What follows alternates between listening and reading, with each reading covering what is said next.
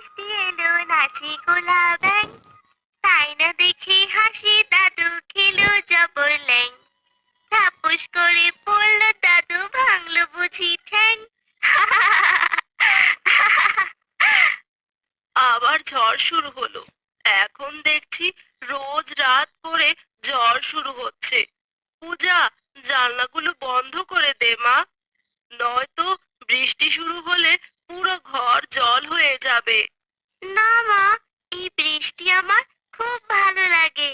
এই ঠান্ডা বাতাস, উফ, প্রাণ জুড়িয়ে যায়।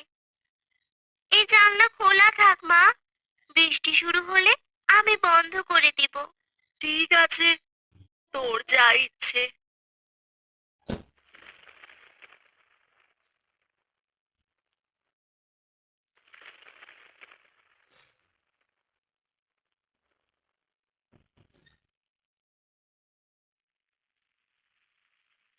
যেভাবে বৃষ্টি পড়ছে, ঝড় হচ্ছে, আমার খাবারের দোকানটা ঠিক থাকলেই হয়। ইস, কি জোরে বৃষ্টি শুরু হলো। ভাবলাম খাবারের দোকানের জিনিসগুলো বাড়ি নিয়ে আসি, আনলাম না। দোকানের অবস্থাটা যে কি হবে। মা, তুমি এত চিন্তা করছো কেন? এত চিন্তা করো না, ভগবানের উপর বিশ্বাস রাখো। জানি না রে মা, ভাগ্যে কি আছে। ভগবান রক্ষা করো। আমার স্বামীর মৃত্যুর পর একমাত্র সম্বল ওই দোকানটাই। ওই দোকান ছাড়া আমার আর কিছু নেই। এটার কিছু হলে আমরা নিঃস্ব হয়ে যাব। তুমি দেখে রাখো ঠাকুর। কিচ্ছু হবে না মা, বাবার ওই দোকানে আমরা কিচ্ছু হতে দিব না।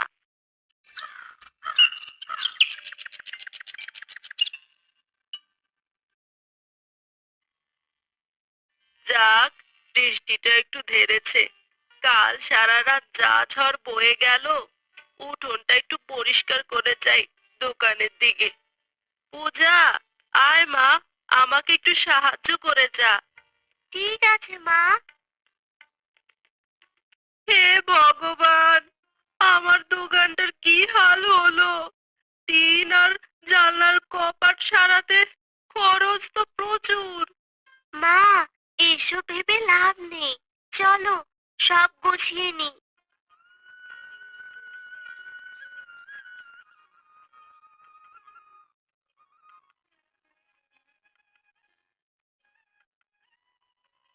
কি হলো মাধবী?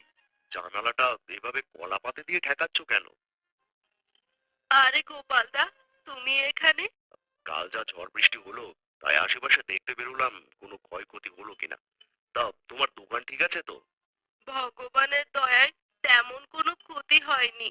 তবে ওই জানলাটা একটু ভেঙে গেছে। আর ওই দেখুন, দোকানের চালটা ঝুলে রয়েছে। জানলাটা তো আপাতত কোনোভাবে ঠেকা দিয়ে রাখলাম, কিন্তু ভাঙা টিনটার যে কি করি। ও হ্যাঁ, তাই তো। তুমি দোকানের বাকি জিনিসগুলো ঠিক করো, আমি আসছি খানিকক্ষণ পর, দেখে কি ব্যবস্থা করা যায়। তোমাকে কি বলে যে ধন্যবাদ দেব গোপাল দাদা। তুমি তো জানোই এই দোকান ছাড়া আমার আর কিচ্ছু নেই। ওই দোকানটা কিছু হলে আমার মেয়েটাকে নিয়ে কিভাবে যে থাকবো। জানি জানি, বয়সের মৃত্যুর পর এই দোকানে যে তোমার শেষ সম্বল। তোমার দোকানটা ঠিক না থাকলে আমরা গ্রামের লোকেরা বিরিয়ানি কোথায় খাবো বলো তো? তোমার হাতের বিরিয়ানির যা স্বাদ! আহা, পূজামও দেখছি সব কাজ শিখে গেছে। পূজাকে তোমার মতো রান্না শিখিও। সত্যি বলছো? আমি সব পারি গোপাল কাকা, তোমাকে একদিন রেঁধে খাওয়াবো। আচ্ছা ঠিক আছে মা, না আমি যাই এখন, বুঝলে? দেখি খগেনকে পাই কিনা, আর টিনটা ঠিক করে দেবে।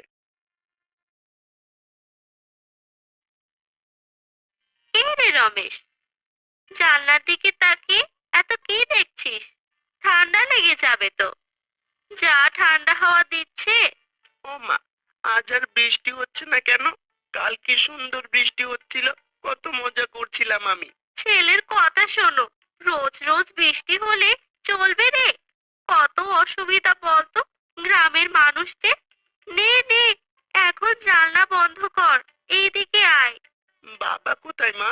আর যে বৃষ্টি হলো, গ্রামে কত ক্ষয়ক্ষতি হয়েছে কে জানে, সেটা দেখতে গিয়েছে, চলে আসবে।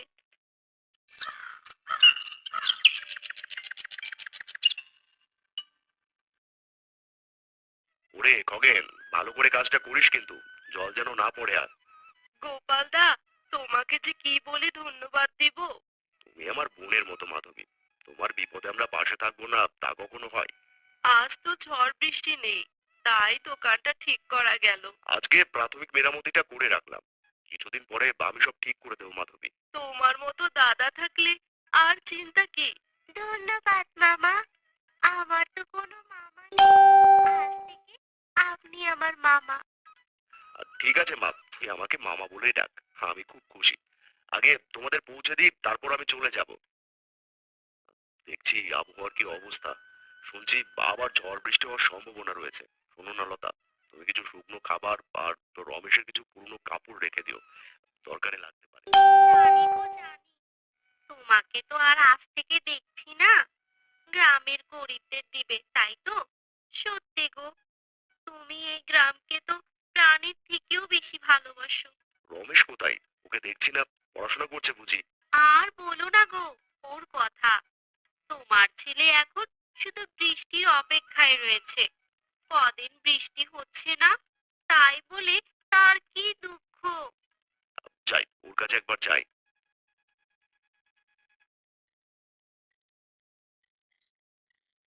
কিরে রমেশ, সামনে বই খোলা, মন তো আকাশের দিকে। বাবা, তুমি কখন এলে? দেখো না বাবা, সেই 2-3 দিন আগে ঝড় হলো, আর তো ঝড় বৃষ্টি হচ্ছে না। গরমও তো লাগে, বৃষ্টি পড়লে তো একটু আরামও হয় বলো। তা ঠিক রমেশ, ঝড় বৃষ্টি হলে আরাম লাগে বই কি, কিন্তু সকলের আরাম হয় না। এই ঝড় বৃষ্টি অন্যের দুঃখের কারণও বটে। দুঃখ হবে কেন? বৃষ্টি হলে তো সবারই ভালো। সেদিন ছাদে কত মজা হচ্ছিল, ঝড়ের হাওয়ায় কত আম পড়ছিল উঠোনে, আমি কুড়োচ্ছিলাম। দেখো, আমাদের গ্রামের বহু মানুষ এই বৃষ্টিতে কষ্টে ভুগছে। কারো ঘরে চাল উড়ে গেছে, কারো ঘরে পানি ঢুকে গেছে, কারো তো রোজগারি বন্ধ হয়ে গেছে। আজকে আবার ঝড় না শুরু হয়। লতা, লতা, শুনুন একবার। আরো জোরে হাওয়া দিলে কত ভালো হয়, তাই না বাবা? আজকে আর তুমি কোথাও যেও না বাবা, খুব মজা হবে। না রে রমেশ, আজ আর হবে না, বেরোতে হবে। বলো গো, আজকে আবার বেরোবে তো? হ্যাঁ গো, বেরোবো। গ্রামের নিচু দিকটাতে যাব। সেদিন বিরিয়ানির দোকানে চালটা ভেঙে গিয়েছিল, ওর মধ্যে ঠ্যাকনা দিয়েছি, গিয়ে দেখে আসি। আর বলছিলাম যে, শুকনো খাবার আর কিছু পুরনো কাপড় রেখে দিব, তাই তো? সত্যি লতা, তোমার জবাব নেই, আমি বাসি গো। ছাতা নিয়ে যাও, বৃষ্টি শুরু হবে মনে হচ্ছে। সাবধানে যেও। আমাদের জামা কাপড় অন্যদের কেন দেবে মা? ও কি কথা রমেশ, বিপদের দিনে মানুষের উপকার করলে কত ভালো লাগে জানিস? তুই তোর বাবাকে দেখে শিখিস না? কিন্তু বাবা, আমার সাথে এখন বৃষ্টিতে ভিজলে কি ভালো হতো বলো তো? হ্যাঁ, বৃষ্টিতে ভিজে তারপর ঝড় বাঁধাবি, তাই তো?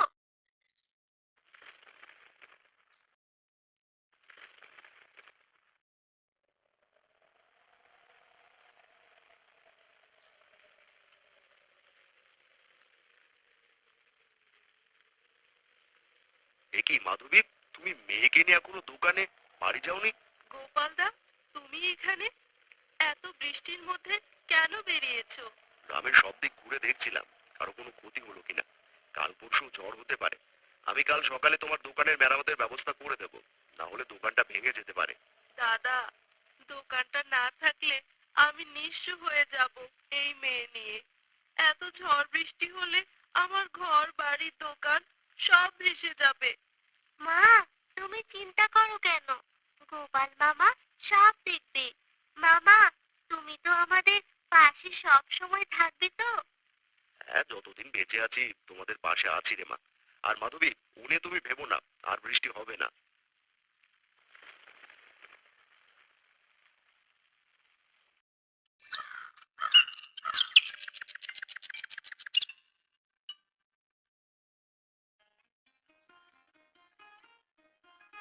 এ কি, দোকানটা তো পুরোটাই ভেঙে গিয়েছে। দাদা, দেখো, দোকানটা আর ঠিক রাখতে পারলাম না।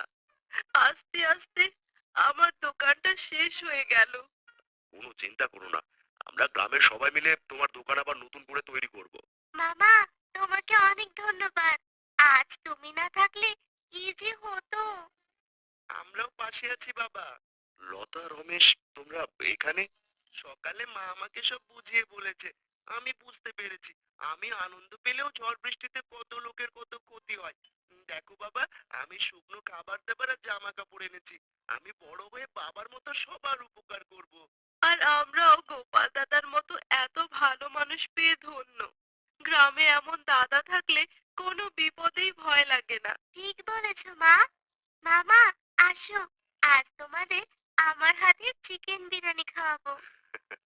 তাহলে চলো পূজা মা, আজ তোমাদের বাড়িতে গিয়ে সবাই তোমার হাতে চিকেন বিরিয়ানি খাবো। বৃষ্টির মধ্যে বিরিয়ানি খাওয়ার মজাই আলাদা। শুনেছি তোমাদের বিরিয়ানি খেতে খুব সুস্বাদু। বাবা সব সময় বলে, আমিও খাবো। হ্যাঁ, ঠিক আছে। আর ছোট রমেশের জন্য আমার স্পেশাল বিরিয়ানি হবে।